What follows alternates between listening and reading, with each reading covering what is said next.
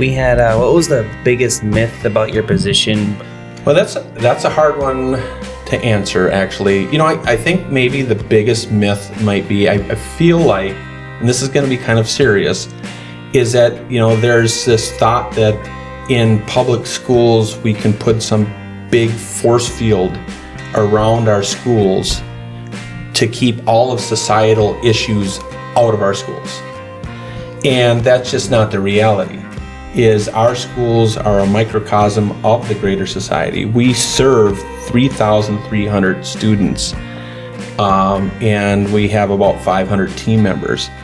And it's the most populated place on any given day in our community, and in most communities, where you have a building full of human beings that are forced to really all be together, right? And outside of school in those settings, people don't need to be around other people. Mm-hmm. And it's a place where you have all kinds of different, every student's different. And that's the beautiful thing about what we do. But there's all kinds of different backgrounds and environments that our students come with. And again, this is going to sound super serious, but I don't think anybody can argue with how polarized our society is and how divisive it is. You see that just everywhere.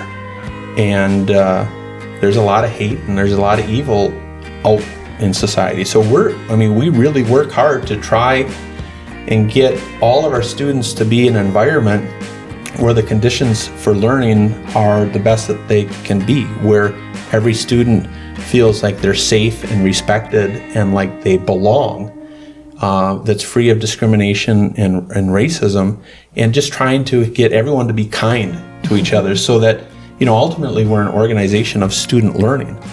But we need to have the conditions for learning to be there for people to learn.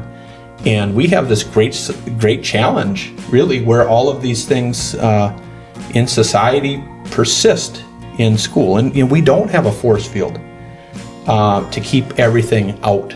And, we're working really hard, our educators are working really hard to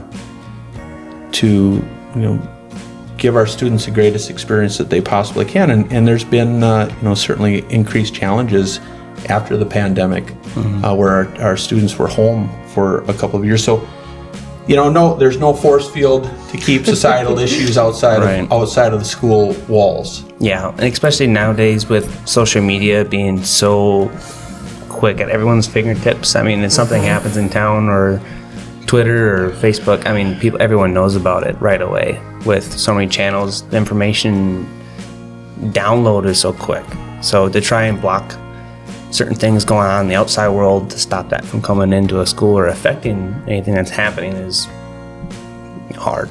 So, well, what's even harder is that, many times and more often than not, that information that is out there on those social media channels is inaccurate. Mm-hmm. And, we really work hard with our students to promote higher order thinking, for our students to research, analyze information, synthesize information, and use information that's backed up with logic, mm-hmm. and some sources that are legitimate, right?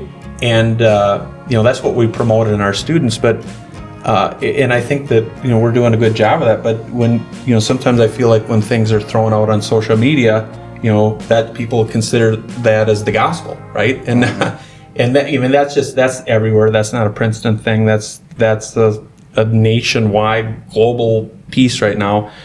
And just getting people to focus on accurate information is very important. Yeah, but just trying to credit it too.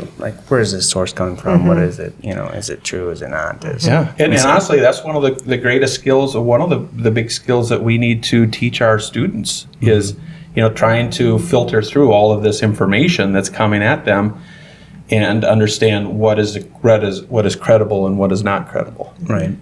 That's good.